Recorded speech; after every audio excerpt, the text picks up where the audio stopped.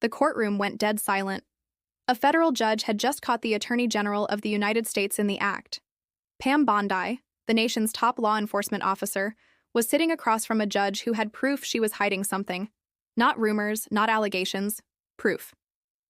The Epstein files, released by Bondi's own Justice Department, contained a name she swore under oath was not there. That name was Donald Trump. And now, with cameras rolling and Congress watching, the walls were closing in on the woman who swore to protect the law. 2 members of Congress had already sent a formal criminal referral letter to the Department of Justice. A special counsel request was sitting on the record, and Bondi could not make it disappear. This is not a political drama. This is the real story of how America's chief law officer may have lied under oath to protect the most powerful man in the world. Let's start from the beginning, because the timeline here is everything. You cannot understand what happened in that hearing room without knowing the full chain of events that led to this moment. Jeffrey Epstein is dead, but his files are not. The Justice Department released thousands of pages of internal records, tips, memos, investigator summaries, witness accounts, and buried inside those pages was a story that the government did not want the public to read. Trump's name appeared in those files, not once, not buried in a footnote, repeatedly in multiple documents, across multiple witness accounts and internal DOJ presentations. One document summarized an allegation from a woman who claimed Trump assaulted her. Another described a witness account of Epstein introducing a young woman to Trump with a comment about her appearance. These are not tabloid rumors. These are official government documents produced by the very department Pam Bondi now controls. When those files dropped, every journalist, every lawyer, every member of Congress who read them knew one name would dominate the next hearing. That hearing came fast. The House Judiciary Committee summoned Bondi to testify about the Epstein document release, and she walked in prepared to say as little as possible. Congressman Ted Lieu came prepared too, but in a very different way. He brought the actual documents, printed out, ready to be held up in front of the cameras. Bondi raised her right hand and swore to tell the truth. Then she sat down, looked at the committee, and said 4 words that would haunt her. "There is no evidence. No evidence," she said, "that Trump committed any crime connected to Epstein. No evidence in the files." Ted Lieu let her finish. Then he opened his folder. He laid the documents on the table one by one. He walked the committee through the DOJ presentation summarizing the assault allegation, the one with Trump's name on it. He referenced the specific witness accounts, the internal memos, the tips logged by federal investigators. Every single document he cited came from the files Bondi's own department released. The committee watched. The cameras watched. Bondi watched. And then Lieu asked her directly, "How do you sit here and say there is no evidence when these documents exist?" Bondi did not blink. She did not ask to review the materials. She did not say she might have been mistaken. She said her answer stands. Those 3 words, her answer stands, are what triggered the most serious consequence of this entire saga. Within days, Congressman Ted Lieu and Dan Goldman put pen to paper and drafted a formal letter.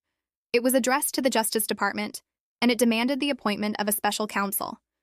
Not a committee review, not an internal inquiry, a special counsel, an independent prosecutor completely outside Bondi's chain of command. The letter was sent on February 24, 2026. It laid out exactly what happened at the hearing, quoted Bondi's sworn testimony, and referenced the specific documents that contradict it. Lieu and Goldman argued in clear language that the gap between what Bondi said under oath and what the released DOJ files actually contain is not a misunderstanding. They called it potential perjury. Perjury, the crime of lying under oath, carries serious federal penalties. For the Attorney General of the United States to be accused of it by sitting members of Congress is not a routine political disagreement. Now here is where it gets even more serious. The normal process for investigating potential crimes by a cabinet official would run through the Department of Justice. But Bondi runs the Department of Justice. She cannot investigate herself. That is not a technicality. That is a fundamental breakdown of accountability. The special counsel mechanism exists for exactly this situation. It creates an independent prosecutor who does not answer to the Attorney General, who cannot be fired by the person being investigated. Under current regulations, the Attorney General herself must authorize the appointment of a special counsel. That means Bondi would have to approve an investigation into Bondi. She will not do that. Everyone knows she will not do that. But the request is now permanently in the congressional record, and that matters more than it might seem. Records do not disappear. Congressional letters outlive administrations, outlive political cycles, outlive the people who wrote them.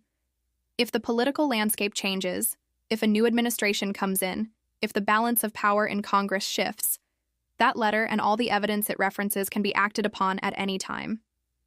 The clock on accountability does not stop running. But there is another layer to this story that makes the current crisis far harder for Bondi to explain away. This is not the first time she has been accused of protecting Trump at the cost of the truth. Go back to Florida. Go back to when Bondi was the state's attorney general and Trump was a real estate mogul with a fraudulent university facing lawsuits in multiple states. The Trump Foundation made a $25,000 donation to a political group supporting Bondi's re-election campaign. The timing of that donation would become one of the most scrutinized moments in Bondi's entire career. At the exact same time that donation landed, Bondi's office was deciding whether to join other state attorneys general in pursuing legal action against Trump University. Multiple states moved forward. Bondi's office did not. When the donation came to light, investigators discovered it was illegal. The Trump Foundation was a charitable organization, and it was prohibited under IRS rules from making political contributions. Trump eventually paid a penalty for the illegal donation. Bondi maintained there was no connection between the money and her decision to drop the case. Nobody forgot. Watchdog groups tracked it. Journalists documented it. And now, years later, that history sits right next to her Epstein hearing testimony like a shadow she cannot shake. Critics are not inventing a pattern. They are reading one. The same person who took an illegal donation and dropped a Trump fraud case is now telling Congress there is no evidence against Trump in the Epstein files. Two data points do not make a pattern on their own. But when those two data points are separated by years, involve the same person, and both result in Trump being shielded from legal accountability, the question is unavoidable. Is this a coincidence, or is this how Pam Bondi operates? Now let's address the noise because this story has generated an enormous amount of it online. Social media is flooded right now with viral videos claiming Bondi was physically caught removing evidence from a courthouse. Other videos claim a judge threatened to throw her in jail on the spot. Still others claim she was arrested and the footage is being suppressed. These videos are getting millions of views. They look real.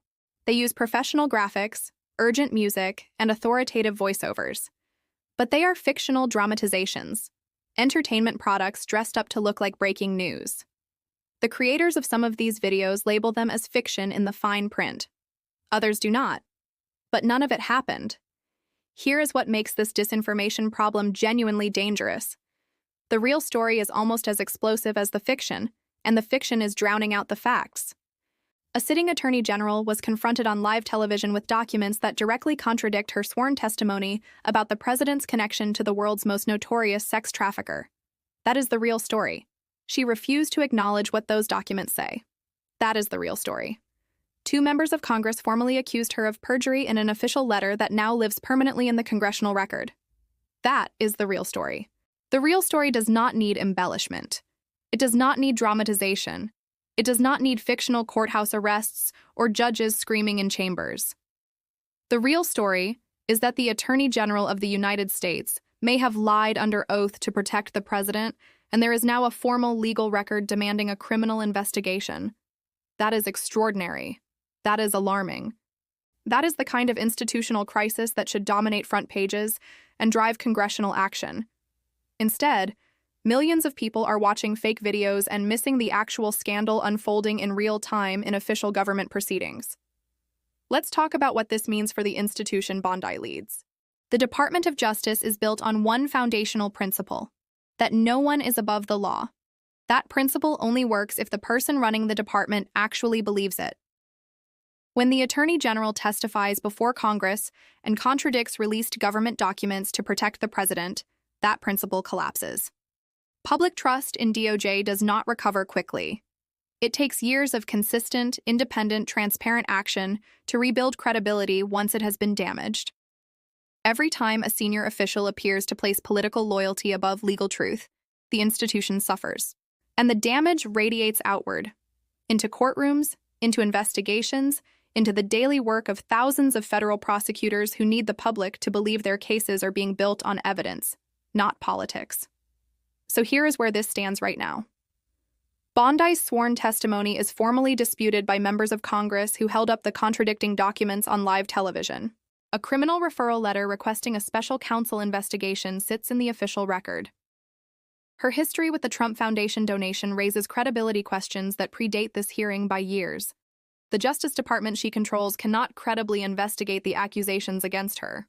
And every day that passes without independent accountability, the gap between what she said under oath and what the documents show remains open and unresolved. If a special counsel is ever appointed, by this administration or the next, every word Bondi said in that hearing room will be examined against every document in those files. Her testimony will be read line by line next to the DOJ memos, the witness accounts, the investigator summaries. And the question that prosecutor will have to answer is the same one millions of Americans are already asking. Did the Attorney General of the United States sit before Congress, raise her right hand, swear to tell the truth, and then lie?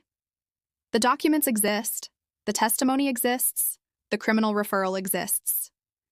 And somewhere in a federal records archive, a letter written on February 24, 2026, is waiting for the right moment to become the most important piece of paper in American legal history. Pam Bondi cannot erase that letter. She cannot unswear her testimony. She cannot make Trump's name disappear from the files her own department released.